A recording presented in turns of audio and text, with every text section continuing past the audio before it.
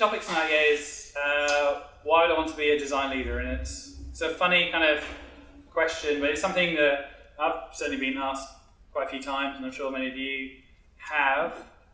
Is it just more admin and less creativity, or is actually there a positive side to it? And hopefully we'll hit some positive sides tonight. There's a lot of admin stuff. But yeah, so it'd be great for us to explore that and hear three people's different kind of views and experiences on becoming a design leader and why it's appealed to them. And particularly at the moment where, as you'll be aware, in Melbourne, Australia in general, there's a big kind of growth in design, user experience, and the whole digital customer area. Like a growth in budgets and people investing in the area, and growth in number of roles, and that means that the design leadership role is becoming even more important as it grows. So we need to make sure that we have kind of good leadership there as well. It's a great topic to kind of explore a bit more. So I'll stop talking and boring everyone and hand over to Karen, who's for people who don't know Karen, she's worked both agency side and client side. So she's worked for Deloitte and also my old gig at Sportsbet, and she brings a huge amount of knowledge from the area, and if anyone has any questions about K-pop, she also has a huge amount of knowledge in that area as well. So if you can't think of any leadership questions, K-pop questions, she's all over. Cool, so Karen Leon. Cool. Alrighty, hi everyone. So I'm Karen. I might keep it pretty casual and try and awkwardly sit and... So I thought I'd give you guys just a bit of a flavour of how I got into my role. And just to kind of start with a little bit of background about myself, which is possibly my most shallowest slide here, so let's go there. When John asked me if I'd had to do a bit of a talk around why would I want to be a design leader, I said, sure. How long do you need? And he said 10 minutes, and I said, how can I save money in 10 minutes? And he said, just be honest. So here I am. I fell into it kind of for money, and that is one of the most honest answers I can give you. To start from the very beginning though, so let me rewind a little bit. I am born in Australia. I was a child of two refugees. My parents came from Vietnam, escaped to the Vietnam War, and kind of created a living for themselves here. So growing up, it wasn't that we didn't have a lot. We did definitely have enough to get by, had an amazing childhood. Just my parents loved to ingrain the kind of sensation of earning money into my head. So that was always a goal from childhood. I know hopefully many of you might have a similar or same experience, we'll see. And so a lot of it was about how can you make sure you provide for yourself. And for me, starting work, I actually started working when I was 15. I would work throughout all of my summer holidays, doing 12-hour shifts a day just to earn money. And literally, I just bank it all and then save it, and for a rainy day, kind of go from there. So advancing my career was something that was natural for me as a way to be able to make sure that I kept being able to look after myself. So that is probably the most authentic kind of answer that I can give as to why I wanted to progress my career in that space.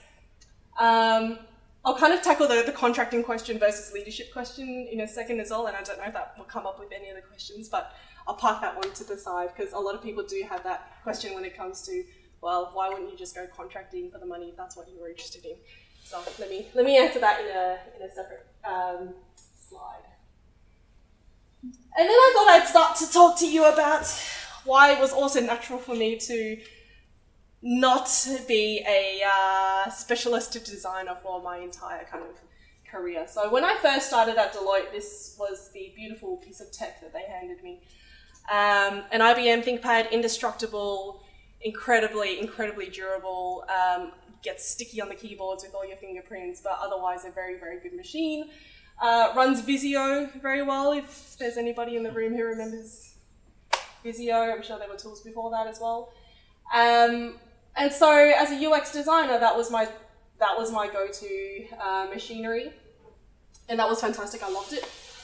Did really well in that. Went to Sportsbet, and this was the machine they gave me.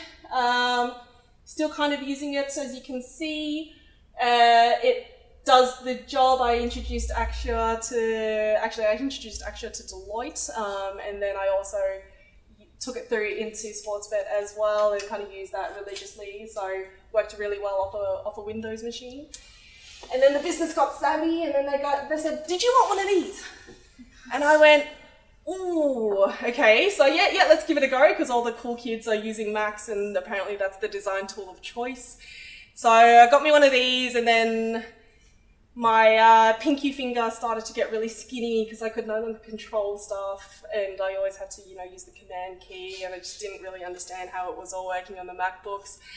And so my MacBook now sits in my drawer, and I put an Apple sticker on my laptop, of which a lot of people like to tell me is the wrong way around, which I'm sure, there you go, thank you very much. And my excuse is always, well, it's for me. When I close it, I see it the right way, not for anyone else.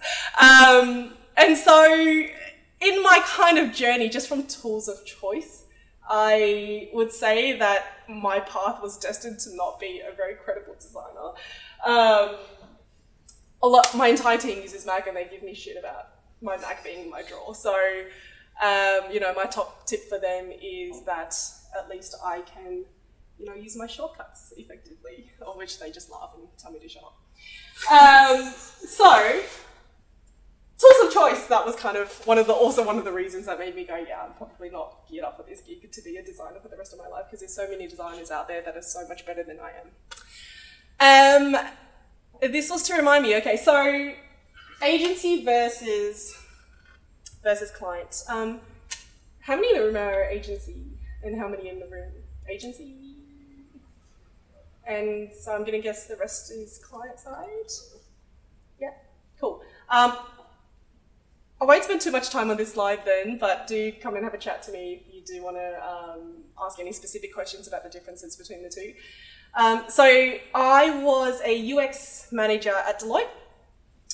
So I didn't get to the director level, where I think there are more sales and possibly more client relations that you had to do. So my experience at Deloitte was more about timesheeting, was about, to a certain extent, managing a couple of junior designers through lead projects. So it was still very much hands-on, but I was starting to get exposure into how estimations and pricing worked, and therefore how the designers' timesheets and things like that would actually all add up, and then how you would invoice the client. So there was quite a bit of admin that I was picking up as a manager in Deloitte. But one of the biggest differences that I think came from moving from agency to client side at Sportsbet was some of the ownership around resource management. So I don't know if you guys resource a lot of the stuff yourselves, but at Deloitte, a lot of it was at the mercy of partners, directors, where you'd go in, they'd sit in every Monday, and then they'd talk about how they would Tetris certain resources together and get them to work on certain projects. So that was very much in our domain in Sportsbet, so I was able to then play that Tetris role myself. So that was a really good fun and great learning opportunity for me.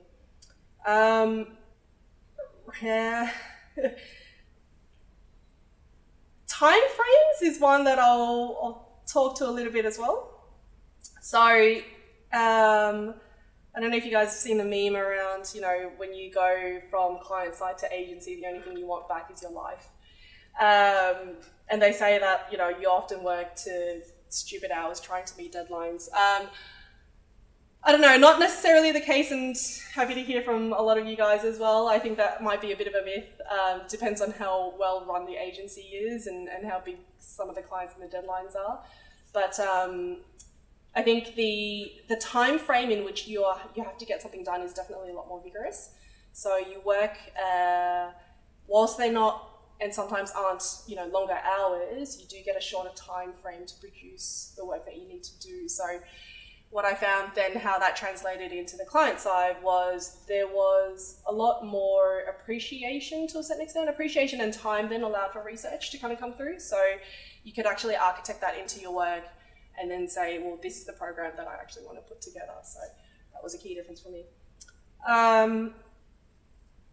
And then finally, I think it's more just around influence and longevity. So again, on client side, a lot of the clients that I'd work for, they, even the longer term ones for Telstra, for instance, I think I was there for about a couple of years, pretty much became part of the furniture for Telstra, but even then you're still seen as a somewhat of an outsider. You have your own little crew of, outsider agency people. And so they weren't as accepting to a certain extent around some of the viewpoints or understanding of some of the things that you wanted to do. And I think the influence that you have when you're on client side is a little bit different, because then you know actually who to network with or who to actually go to for certain things as well. So that were kind of my top 3, client versus agency, that I thought I'd bring up. And this is a little bit personal. So as I was kind of thinking about what I would talk about around being a design leader, I don't know, have you guys heard of anybody heard of the bamboo ceiling before? Yeah, some of you. So it's taken from the glass ceiling. So the glass ceiling often refers to people of diverse backgrounds and kind of women in general not being able to progress in their career. So the take on that, or the Asian take on that, is the bamboo ceiling. So you often see many Asians in the kind of the grads intake, especially if you're in an auditing company like Deloitte, it was like 80% of the intake. They will progress through into your seniors, into your management level, but you don't actually see a lot in the upper echelons of the organizational ranks that you get to. So one of the things that really struck me as being a design leader was the fact that I didn't have a lot of peers of my cultural background that I could relate to. And so rather than lamenting the fact that I couldn't actually relate to a lot of people out there, I thought, well, if I'm never going to be that design leader, no one else is ever going to have this. Actually, everyone else of an Asian background trying to get this, their career going, will have a similar experience to me. So, to give you an example of a story, so Hi over there used to be the UI lead at Sportsbet. And I remember last year we were interviewing for a couple of designers, and we had a bit of a joke before we went into the design interview, and we said, oh shit, we're a couple of Asians and we're going to be interviewing, they're going to think they outsource design to China. We just had a bit of a laugh. And then we're like, oh, but let's see how this goes. So we actually went into the interview, and then I think we started the interview, and halfway through we actually joked and apologized and said, there are actually white people and other people of cultural backgrounds in our design team as well. It's not just Asians. And I often reflect on that, and I kind of go, why did we even have that conversation? Why did it even matter? And it struck me as odd. And, just to give you another example around our HR team was often videoing and had asked me to video a job ad. So they were trying this new format out where they would ask you a couple of questions and then you'd answer about, oh, we have this new senior designer job opening. It's going to be really cool, blah, blah, blah. And they said, oh, Karen, as the head of design, come and do the interview. And I just declined, and I said, I actually want people knowing that they're going to be working for an Asian lady boss. I don't know how they'll take that. Is that going to be awkward and off-putting? Just a thought. So there was a couple of things that when you think about, well, if there aren't that many people that I can relate to from a design leadership, let alone leadership perspective, what must that feel like for a lot of the new starters kind of coming in and seeing how they can relate and how they can grow their career? So one of the key reasons as to why I also wanted to make sure that I started to think about how I would progress my career and what role that would play for me was this concept of smashing the bamboo ceiling and how that would work. So that's more of a personal story for me. Okay, so then I also put this together. So I hear this all the time, especially from the people in my own team. A lot of people in my team are seniors kind of looking for that next step. And they often come to me and they say, why don't you follow the Atlassian model where they have like the specialist path and then they have, the kind of people manager path. And funnily enough, Sportsbet actually kind of do that. So what they wanted, or what they thought was the crap on the left-hand side, I thought I'd try and reframe it for you guys. So Excel hell is one that I often hear, and I won't lie, Excel is often up on my machine. But one of the things that I love, and one of the things that I have since learned, is knowing your budgets gets you the power to be able to say, hey, here's a headcount that I need, or here's money that I can actually spend, and being able to empower your team to then go and spend that. So that's how I'm going to justify being in Excel hell. Being off the tools, I'm going to say, is not always the case, although my team probably wishes that was the case for me. So I'll still dilly-dabble. I'll open a couple of their sketch files and I'll kind of go in and change a couple of fonts, and then they smack me on the hand and say, stop it. And look, it depends on what type of design leader you are. I still tinker. Don't have as much time to tinker, but what I find really satisfying is being able to provide feedback to certain designers of their work, and they actually reflect that, and you see some of that stuff come to life, and that's super satisfying. And managing people, sometimes managing people sucks, I'm not going to lie.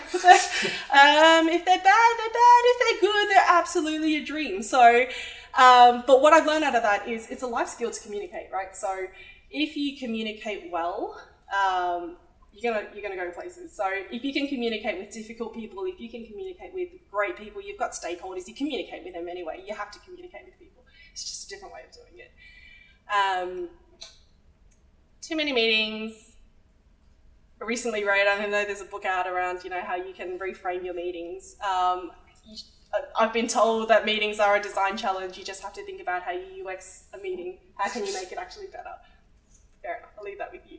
Politics, I'm going to go on a limb here and say a lot of people kind of quote politics and they don't like this and that and having to deal with arguments or kind of fight for their design choices, etc.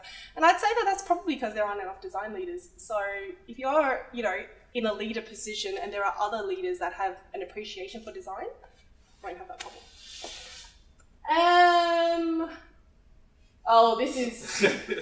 This is me being a micromanager sometimes as well. Like I said, I still tinker. I try not to. But the last thing that I wanted to leave you guys with was the fact that I honestly think that we need just more design leaders in the workforce. Whether that is as a design leader, but rather I think we need diversity in mindset and diversity in kind of thought. And that's just as important as, cultural diversity and all of that jazz. So hopefully that's left you with some food for thought, but any questions we can round out later. Thanks, guys. Thanks very much, JP. Thank you, everybody, for attending this evening. When Cam approached me for this, about why do I want to be a design leader, I thought this would be a great topic to discuss and share my learnings. But I want to put a caveat on that. This is a perspective, and it's only my perspective. And I'll give you a little bit of background for it, but that's how I want you to frame this. This is, why did I want to be a design leader? Did I even want to be a design leader? And what's the motivation, and what are the experiences that I've had as part of this? So, without further ado. First thing I think is really important is to work out, or when you reflect, if you end up getting to the level where you want to be a design leader, is what's your core? Why did you start? Because that's the intrinsic part about it. And for myself, I wanted to learn about usability, and I wanted to create great products. That was about 15 years ago or so. And most importantly, I cold called. I looked through the phone book to find design agencies or design companies, and as a result, I was lucky enough to benefit from the generosity of some really senior practitioners. So in my heart, I wanted to learn how to make good products. I wanted to learn about how to serve people's needs better, but at the same time, I recognised the leg up that I got. And I think that's played a key part in framing or, in my evolution as a practitioner. So I'm very grateful for that.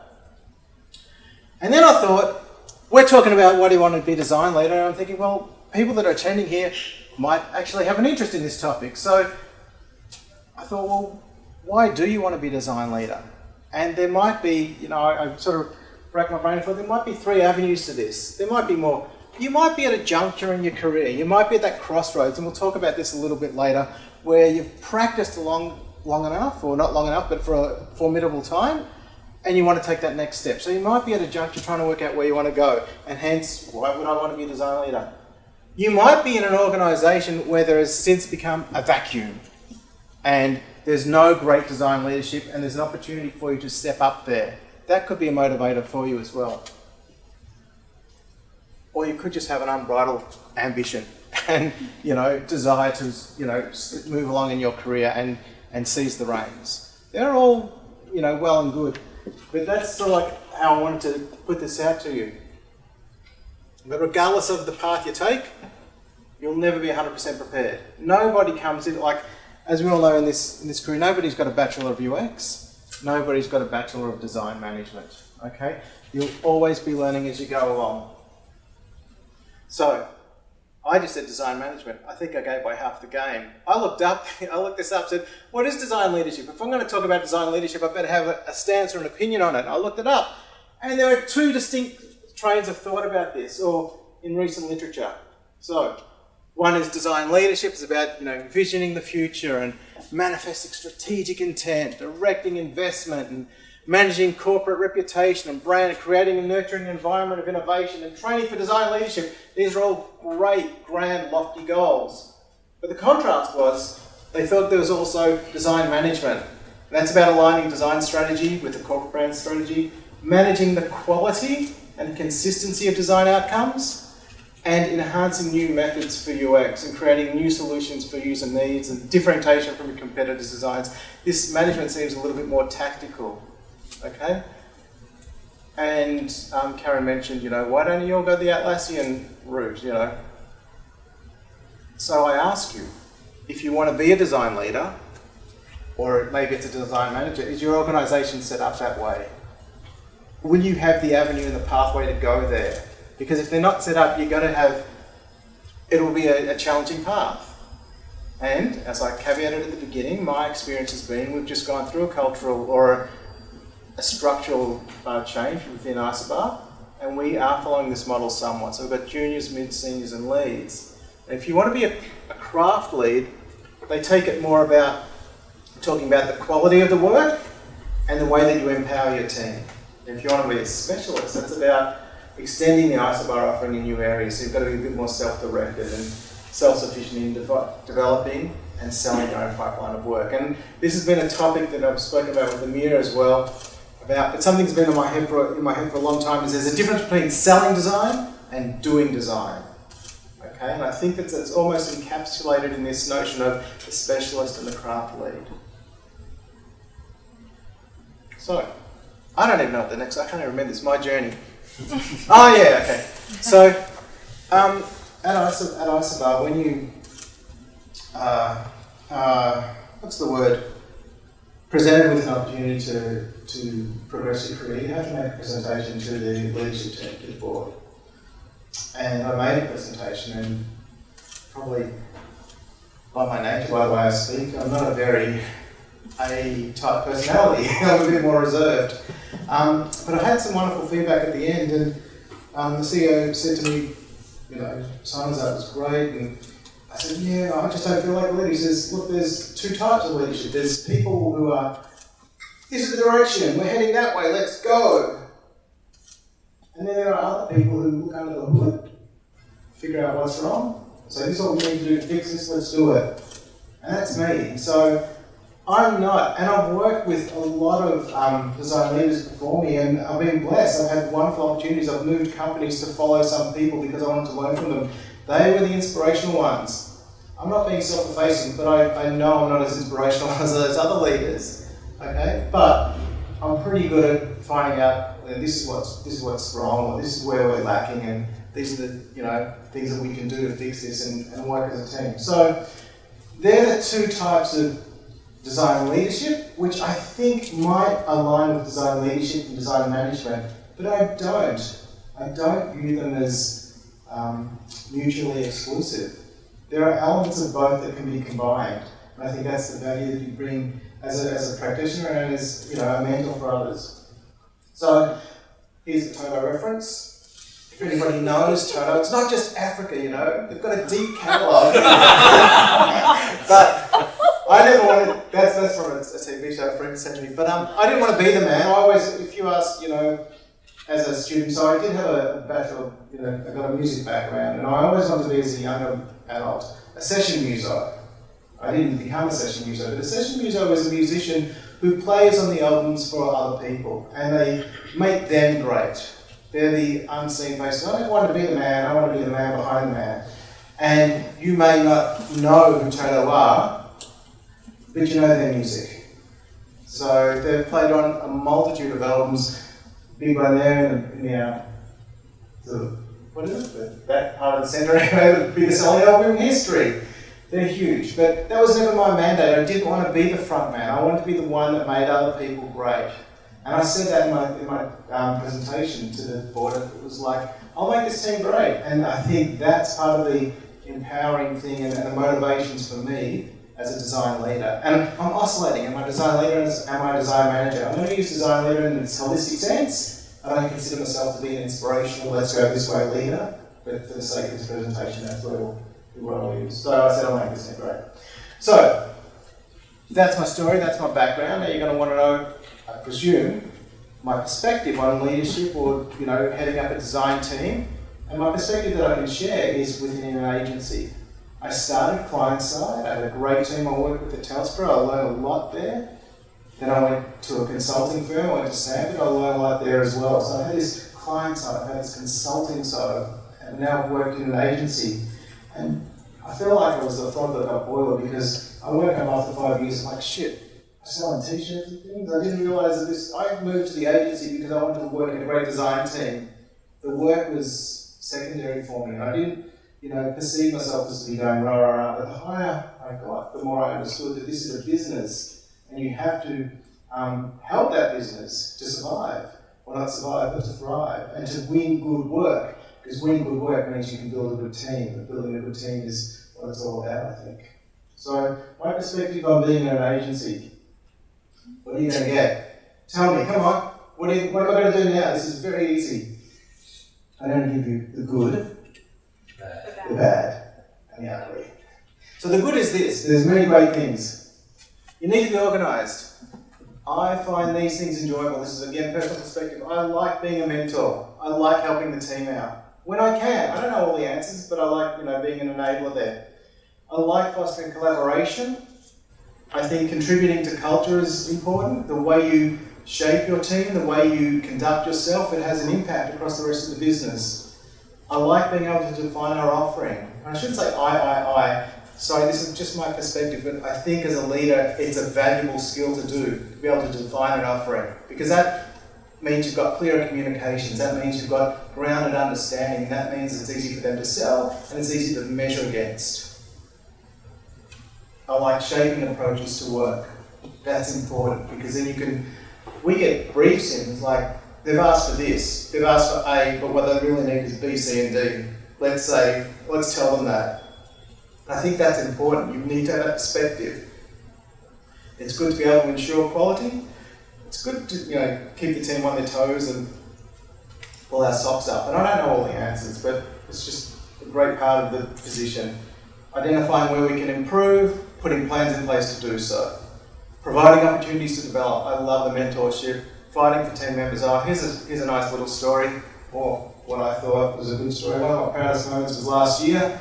Just before our team split, we had I got 5 pay rises through off cycle, and if you've ever been in a big agency, that's pretty damn good. And that was one of my happiest moments, because they were all juniors, they weren't all juniors, but they were all.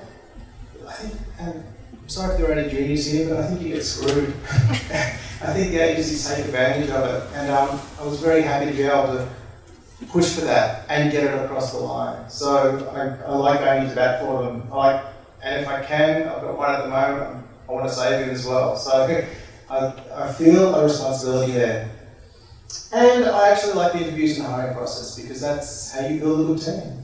That's how you get to know, will these people add to our culture? Will they be able to do the work we want them to do? Will they blend with everybody else? I think that's important, and it's nice to have that involvement. Oh yeah, so just talking about being organised. So little things, you will have to do things, you will have to be administrative. We redesigned the wiki to be nice and logical and clean, but the great thing about that is it ensures a clarity of understanding and sharing across the business. You've got to foster open comms, so we use Slack for that. So I set up the Sona's design team, we're just always pinging each other and, hey, we're doing this, we're doing that, see me, whatnot. You've got to set individual goals for them as well, so provide career plans, and I use Oneless for that. I'm a bit of a nerd with all stuff. Oh, how come the cameras? And then drive team projects. Now go to Trello. So you need to be a bit of have that administrative aspect, you know, and if you're not sort of interested in that, well then maybe you're more that inspirational leader. Maybe this is a bit more design managery, but it still needs to be done. Bad. There'll always be challenges. Welcome to life. Being able to remain connected to the work, I miss that. It's a challenge. I want to get on. I've had a few good gigs recently. I've been able to do some research for key clients and whatnot, and I've loved that. And I feel happy, and Mia knows this too, I feel happiest when I can go deeply into a project, but you're not going to get that all the time. So that's a challenge. The administration, so that notion of guru Tetris or resourcing Tetris and budgets and stuff like that. We don't get so much of that now, the way that the business reorganised itself. A lot of that's coming to client engagement directors, but it's still a factor that needs to be accounted for. Shifting priorities. Today the priority could have been for one client, tomorrow it's for somebody else, or the client that you're looking at today could become a priority again tomorrow. Things will move. It's not just working on your one project. Juggling many responsibilities. Being across a variety of accounts, as I suggested before, I like that idea when I can go deep, but this is not always a possibility. And resourcing, it can be a challenge. We've got a great gig here, who's going to do the work? How are we going to get that work? How are we going to make the business case to hire the person to do that work? And it's pitch central. Being in an agency, a lot of pitches have to get done. I shouldn't say pitches, but approaches, and then if you get asked to come in, then you do the pitch. The ugly. Written under here, lengthen your line. One of my favourite parables or anecdotes was a book called Zen in the Martial Arts.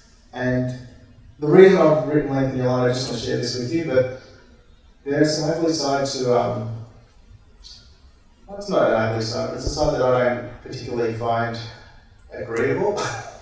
And the best thing is not to focus on that shit, just to lengthen your line. And the parable is for Zen and martial arts is a hungry student or a keen student was saying to the master, I want to progress, I want to get to my next belt. And the master said, well, look at this. And he drew a line in the sand with his foot. And he goes, how can you make that line shorter? And the student's like, I could cut it in half here, I'll sweep that part out there, write this out. And I says, yeah. Or you could lengthen your line. So don't worry about your opponents or your contrasts and challenges. You focus on yourself, you focus on lengthening your line. And that's why I want to say, when I say the good, about the ugly, this is the ugly, this is some shit that goes on. Don't get caught up in it, but agencies tend to reward loud personalities, okay? The loudest, the A-type personalities are highly revered and whatnot. Don't worry about it. Be good. Do the work you need to do. The second thing is, there will be territorial challenges. We do design thinking. We're the innovators. We're the ones that do strategic design. Who gives a shit in the end? If we're creating good products or if we're changing the world for the better, that's the end game. Lengthen your line. Now I say that, and it's nice to pontificate that. It brings me grief up here all the time. But it's nice just to, reflect, and that's been a good thing to do. So, what have I learned as a design leader? I'm just starting out. You'll amass years and years as a practitioner. And then if you get into this position, welcome back to zero.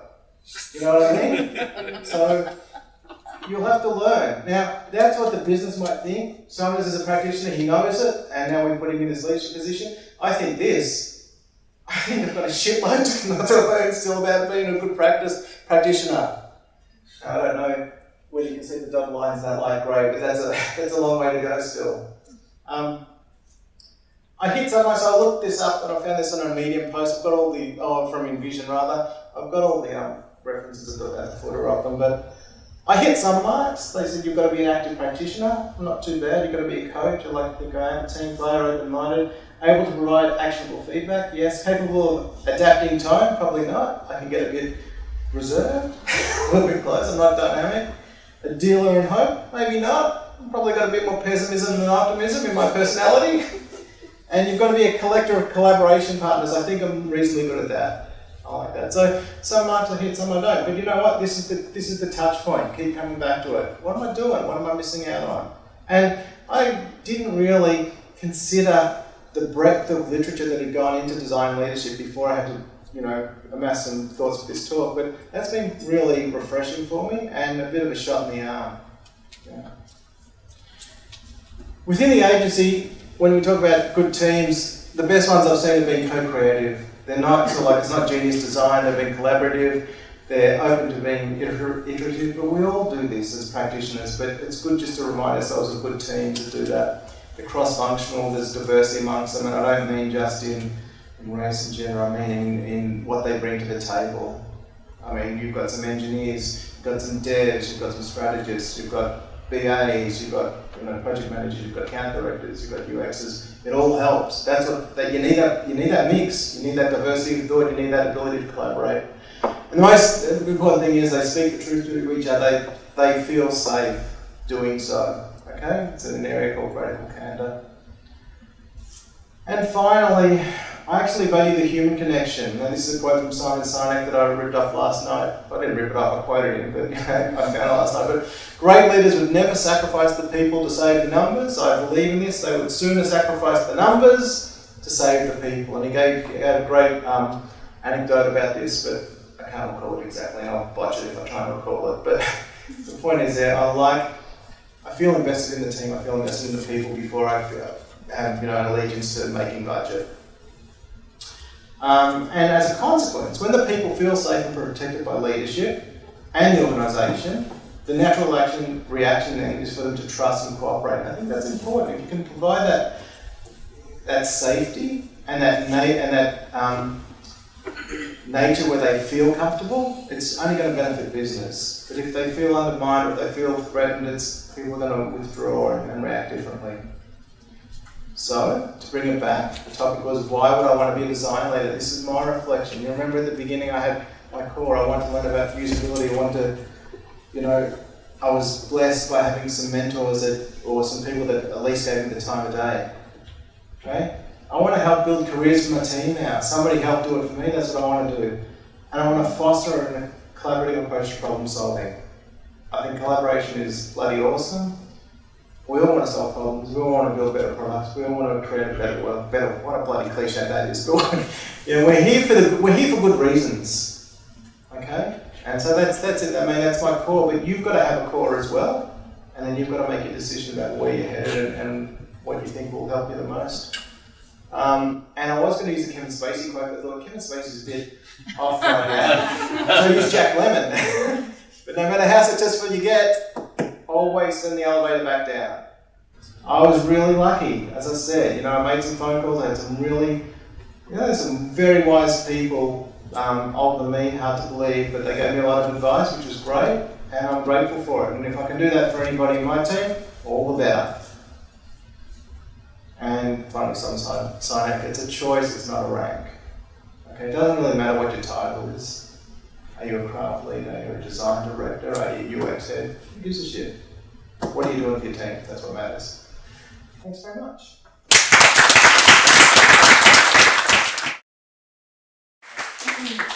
I'm Shirley, call me Chi, and I'm very excited because this will be one of my last talks in Australia because I'm moving to New York in a couple of weeks. So I feel really lucky to be able to come and do this and talk about this particular topic. So before I get into too much, I just wanted to say, Karen, I don't know how you thought that you were making money getting into design, because when I first started out in design, and I've been a designer for more than 22 years, So my very first job, I earned, so it was in 1990, I got it in 1995. And my very first job, I earned, I think it was $173 a week after tax. No, actually, it must have been a fortnight. 173 a fortnight. I'm sure it was a fortnight because I didn't have enough money to buy my own train ticket. I lived in Wollongong when I got the job and I had to go to Sydney. And so my mum had to buy my train ticket for me, which is pretty bad. And it's really, I think I totally agree with you about that juniors get a shit deal. And I'd like, that's one of the things I would like to do, to try to change that. Maybe I'll get into it in a minute, but I'm not sure if I agree with more design leaders, but I will get to that. And Anthony, that's very touching. Thank you. And I totally agree with you on that core. What is at your core? And for me, there's two parts to that, and there's having a purpose and having values. And wherever you work, it doesn't matter if you're a leader or a manager or anything else, making sure that your personal purpose and your personal values match with wherever you are working is incredibly important. Because that weird feeling that you get when you're working somewhere and you're like, oh, it's not very good anymore, I don't really like what's going on. That is an indication that your purpose and your values do not match up with their purpose and their values. Or sometimes whatever it is that they want, maybe they're masquerading their purpose and their values and it's not really what it's meant to be. So anyway, they were just some little things. And I'm going to add something else into this. So you mentioned path 1, this design manager, and then path 2, this kind of design leader. And I'm going to add another one into the mix because it's kind of the world that we're living in now. And it's what I would describe as a design influencer. And that's something else entirely.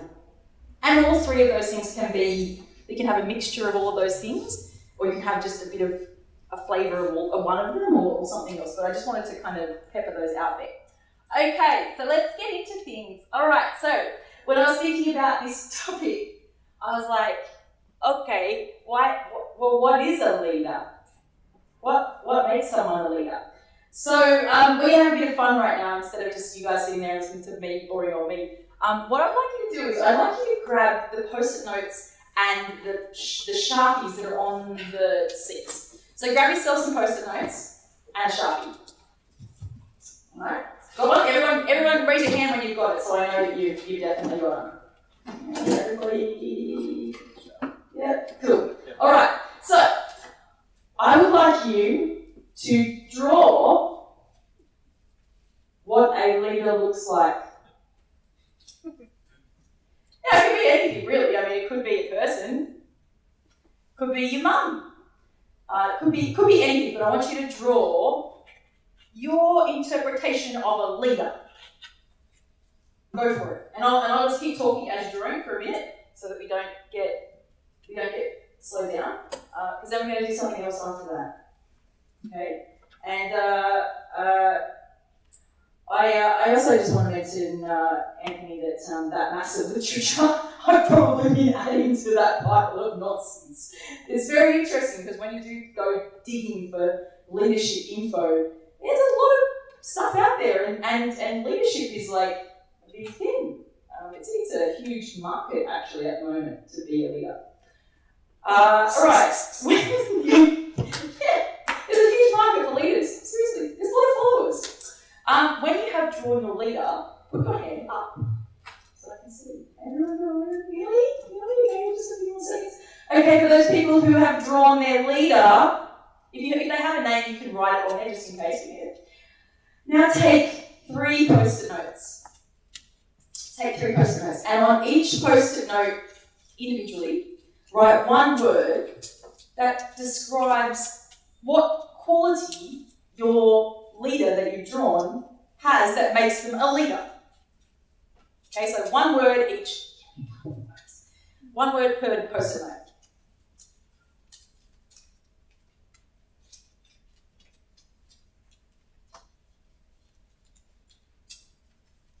When you're all done, put your hand up. Okay. You ready? Really? Okay. Give you 1 more minute. Because then we're going to move the furniture. When you're ready, everybody stand up and move the chairs to the outside of the room. So there's a big space in the room. I've done a couple just to give you a flavour of what I was thinking. Okay, so does anybody know who Marshall Applewhite is? That's why I wore Nikes today. So I drew this little picture. Marshall Applewhite was the cult leader that was the head of Heaven's Gate. If you don't know who Heaven's Gate is, he was a cult leader that convinced all of his followers to kill themselves wearing Nikes, which is why I successfulized. Okay, now the 3 things that I've written about him were that, in one way or another, he had a higher purpose, he had clear direction, and he was brave in some respects, okay? And I'll give you another one, just because that one's really offensive. And the other one that I did was Professor Xavier from X-Men, amazing leader, right? So why is he, what are the 3 things? He's vulnerable, he's very vulnerable, this is very good quality. He has great visionary, and he has superpowers, which is amazing, okay? All right, so can we go around the room, and I'm gonna, as we're going along, I'm gonna do some magic over here, and I'm gonna stick them up here. Thank you so much for testing out a new activity that clearly did not quite work at the start, but that's okay, because where I was going with this is that I wanted you to think about what the difference is between a good leader and a bad leader, okay? And I kind of drew a couple that were kind of probably bad leaders in a way, but they still have good qualities, and maybe the whole idea is that, you know, a leader can still have these qualities whether they're good or bad. And I think that what is really important to note about what we just did was that there's so many qualities that cover what it can mean to be a leader, right? We all have our different views on what that actually means, and I think that's incredibly important. And I guess what it comes down to for me is that you don't choose leadership. Leadership chooses you. It doesn't matter what job title you've got, what job title you've been given, because God knows I've been given a shit ton of job titles in my life that don't mean jack shit. The only thing that matters is what I think of myself. And to be honest, you know, leadership chooses you. I don't try to go out and ask people to follow me, but ultimately that's the real proof of whether or not you're really leading anything. You know, when you have people who, you know, I literally had a message from a friend of mine who said to me, he's a designer that, and you know, I've known him for years, but we've only worked together once. And he literally sent me a message last week and said, you're one of the only people that I would follow to the ends of the earth for work, to be with. And that's a pretty amazing thing. And it's not going to happen to everyone. I think this is the really important thing. And it was why I was trying to make such I guess, polarization with the types of leaders that I was choosing. Because there's different types of leaders. And I think Anthony touched on this a little bit, that, you know, he mentioned too, I think there's many different types of leaders. One of my favourite leaders, I suppose that you could say, is Bella Caroli. Does anybody know who Bella Caroli is? Most of my, you know, to be honest, most of my inspiration doesn't come from design. It comes from outside of design. And Bella Caroli he's the most famous gymnastics coach that's ever lived. He was Nadia Comaneci's coach. And pretty much every gold medalist that's ever been since then. And, you know, he's coached more gold medal winning gymnasts than any other person ever in history. But he's also been accused of, you know, emotional abuse. There's been parents that don't want their kids to train with him. You know, but he produces results. And the way that I like to look at that is that, you know, not every leader is going to be the right leader for you. Some leaders are going to push certain people beyond what they ever imagined they could. And I think that's, you know, that's the type of leader that I am. I'm definitely in Anthony's, like, you know, let's go leaders. Like, I'm that person. And I've been through the other stages of leadership too. You know, I'm still a practitioner. I'm still a manager at times. But probably now I'm probably more in that inspirational space. And I definitely try to do weird stuff to make it happen. But I guess, you know, from that perspective, to me, the most important thing, what matters most, is who you follow, not who you lead. You know, because the values that you have, you know, if you're just going after anybody or you're just following blindly someone that you don't really understand what's at the core of what they do, if you're just leading, just following along and not really paying attention to what really matters to them and what matters to you, you're doing the wrong thing by you. Really think about why you're following someone, why you would go into battle for them. You know, and this is the same as, you know, wherever you work. You know, really think about, is this a place that I really feel good about working? Is this somewhere that matches my values? Is this somewhere I feel I want to represent and I want them to represent me? Because, you know, and this is the bit that I think is really important. You know, design leadership is something that has become huge. Everybody's a design leader. Everybody's writing articles. And in a way, I actually think there needs to be less focus on the design leaders and being a design leader, and more focus on being yourself and the way that you follow other people. Anyhow, because of course you have to be careful what you wish for when these types of things happen, and who you wish for, because otherwise you get in a big pile of doo-doo, and you end up with this leader. You know, so not all leaders are positive. Some of them are negative too, and that's something to really think about. Anyway, that's me. Happy to answer any questions that you might have. Hope you enjoyed my silly little activity, and now I will do it better next time because I tested it. Thank you.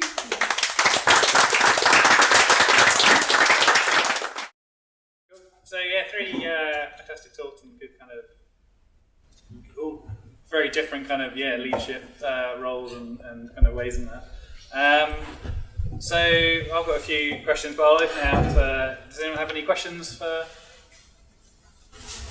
Yeah, I've got one. I mean, this is to everyone, but Anthony, you mentioned about, you all mentioned about the fact that you kind of have to take a step away from the tools a little bit when you step into leadership. Yet you still, and this is a challenge I find in the UX space, the tools grow all the time, the methods grow all the time, capabilities and the expectations, particularly agency side where you've got a lot of clients. How do you keep up with that, and what advice do you have for being able to give the right advice to the right people and keep up with it all, I suppose? I'll take a shot at this one first. So when you said keeping up with it, and then you said giving advice to the right people, I want to take that advice one first. Are you talking about advices in what tools to use, or advices in approach, or? Well, it's when you're sort of mentoring your teams, and when it's when you're reviewing work, okay. And it's when you're sort of telling people the right way to go about a particular project. Personally, for me, I'm gonna go back to the tools, right? Personally, for me, my team run rings around me on the tools. There was a time when I used to eat Axure for breakfast, but that thing's dead. And I know that there are a lot of people that can use programs like Sketch, Fusion and whatnot, and Flinto and all that, and achieve wonderful things. So I'm not there to, it's not a push-up competition. I'm not there to compete with them in that respect. There was a lovely article a few months ago that talked about the higher up you go in design, in terms of, I guess, management and whatnot, the less precision your pen needs to be.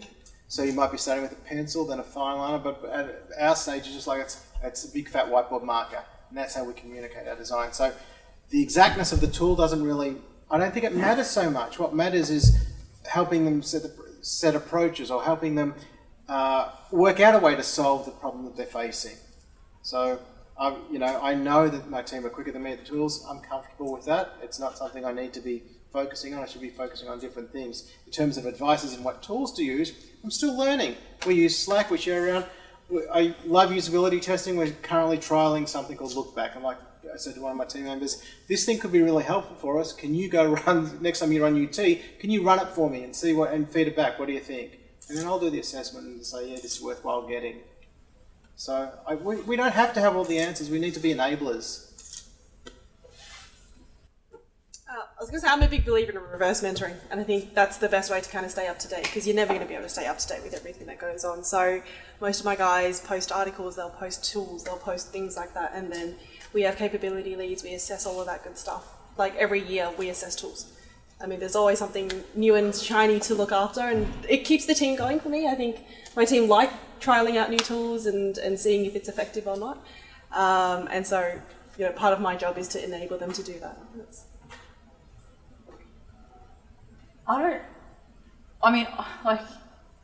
Design isn't what I do, it's who I am, right? And my core discipline is visual design, even though the font was really shit.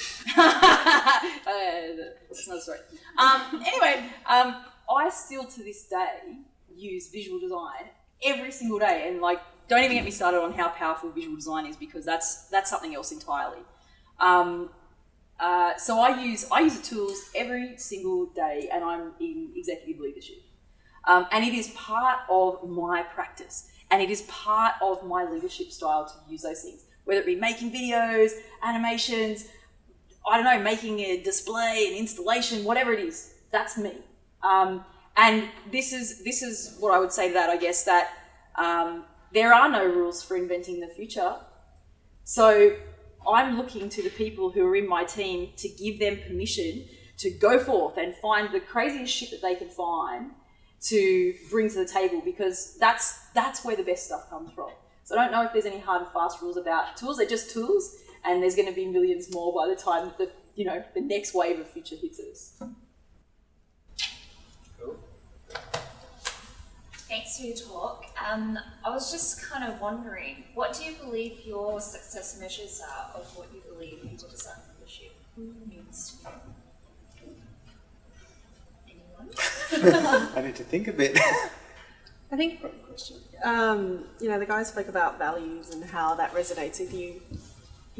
If you're not comfortable in the role and you're not happy in what you're doing, that's really kind of my measure of it, right? It's a little bit wanky, but I love what I do. Like, I get up and I love the place that I work at. I love the team that I have. Similar to what you mentioned, Anthony, around like the collaboration and the mentoring aspects of it. Seeing the team grow and actually be successful is what I get my kick out of. Yeah, that's a really good question, because KPIs are, knowing how to measure your success is actually important. I hadn't given it much thought, but when Karen talked about growing the team, I guess a measure of success as a design leader would be your ability to influence the way the rest of the business approaches problem solving, and that may manifest itself in the increase in size of your team. It may manifest itself in you guys being asked to more parties, as in, can you help scope this out for us, or can you run a workshop for that? So I think they're two good measures, headcount and impact throughout the business. On a personal level, I think what Karen said is also true. Like, you've got to be happy. You don't got to be happy, but it's pretty important, I think, to have a degree of satisfaction or assuredness and happiness with what you do. And if you wake up too many days and you're not happy doing it, then you need to change something. Even Jobsy said that, so there must be some merit to it. Look, ultimately, I really, like I said, purpose and values, right? So purpose, why the fuck you do something, why you get up in every morning, that's your purpose, and your values are what you believe in, right? So for me, that purpose is, there isn't a day that goes by that I don't wake up with this thing on my mind, which is that we're doing it wrong. Humanity is doing it wrong. And design to me is a way to solve that problem. And I know that's pretty lofty, right? That's a big expectation, but that's what I believe. That's what I go out to do every day. And so, I am absolutely driven to help give people, anybody who wants it, the skills, the tools, and the confidence they need to go and do that, if that's what they want to do. And for me, that's what's at the core of it. So it's like, there's the impact of the work that I do. So if I do a project and it hits it affects life for 22 million people, I'm pretty stoked. Right, that's a cool thing, right? So sometimes the projects that you work on will hit, like, will touch one person, lots of people's lives in a tiny little way, and that is great. But the best bits for me are when I do something that touches one person's life inexplicably. So I'll give you an example. I was working on a project for Telstra, and there was a guy that was working on it. Now it was a project that was all about the guys who install your telephone lines, right? The technicians. And 2 technicians came to work with me for 8 weeks, and we were doing co-design with them and whatever. Pretty cool. Anyway, at the end of those, and he hadn't done it for very long, a few years, and it took him like, I think, 18 months to train to do it. And at the end of the project, it had completely changed him as a person, and he went on to be offered a role in Telstra as a designer within that space. So very specifically within operations and the teams that go out on the road. And to see his life change so much and go from someone who thought that, basically all he was going to do was install telephone lines for the rest of his life to, oh my God, I can make a difference for people like my mum, my dad, my family, my friends, and have an impact on their lives. I mean, to me, that's real impact. There's different types of impact. And to me, being able to understand how to measure that and value that is very, very important. So I'm just very conscious of the time at the moment, but I'm going to ask one final question. If you've got questions for the guys, obviously answer them afterwards. So if someone who's just become a design leader, has been given a team, here are some designers, what piece of advice would you give them?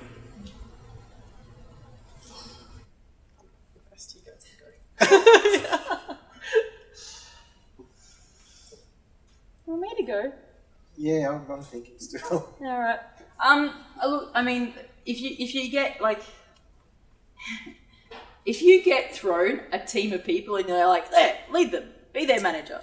If that's the scenario, then get to know them.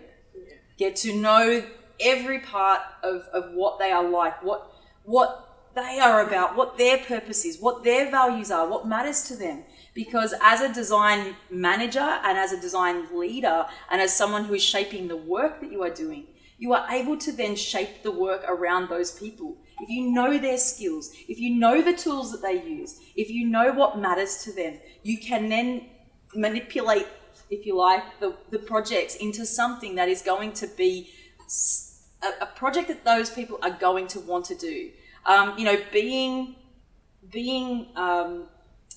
So, it's a hard line to tread because, as a design, the difference between being a designer on the ground and being a design manager or leader is that, in a corporate environment, you're going to have to be able to separate yourself from those people. So understanding how to be close to them, but also not be so close that when you have to deliver something bad, because you're going to have to deliver something bad, that you're not going to hurt yourself and you're not going to hurt them when you have to do that. So it's understanding how to tread that line between still feeling like one of them, but not necessarily being one of them. It's an interesting scenario. I haven't encountered it where it's like, welcome, here's your team. But I think certainly what Shirley said is true. But if you think about the way we approach problems from a design perspective, you always want to understand the needs of your users. You always want to understand their pain points, their motivators, their objectives. So that's crucial. That's just common sense for all of us. If you inherit a team, you better understand what's their perspective, why are they here, what they're trying to do. And then by that same token, I think you need to build personal relationships. You can't be too far away from them. That human connection is important.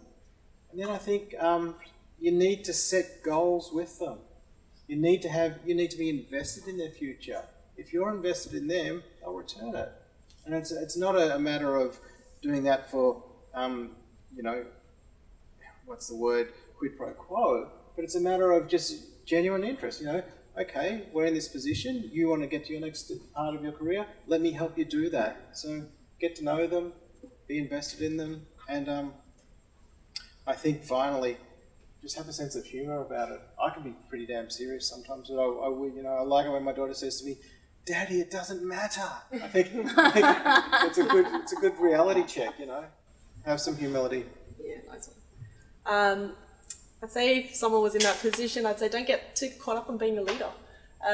There's been a couple of times where my managers to say, "I just don't feel like I'm managing," and I'll be like, "What are you talking about? That's crazy." And they're like, "I want respect, and I don't feel like the team respect me." And I'm just like, "Don't get caught up on being a leader. Like that's a notion that you have in your head that a leader should be a certain way." And I think that's often a trap that people fall into. And then I just say, ask for feedback. Like, just be open to it. You're on a journey, you're learning, be vulnerable. You kind of said you're never 100% ready. You're never 100% ready. You never will be. So ask for feedback and take it all on board. I don't know what I'm doing any of the time. You and me both. Just roll with it. Just go with it. I don't think any of us do. It's just that's the secret that we all keep. That's the secret of leadership. You Yeah, figure it out. It's funny. I used to be a teacher, and the whole thing about being a page ahead is totally the same. You're always a page. Just read You're the page literally reading ahead. I know all about that. Cool. Yeah. Thanks a lot, guys. And there's lots of pizza and things. So yeah, fill your boots with those. And yeah, thanks everyone for coming along. And a massive thank you to Zendesk again for hosting this, and Hi for taking lots of photos and videos. And to our three amazing presenters today. I think a round of applause.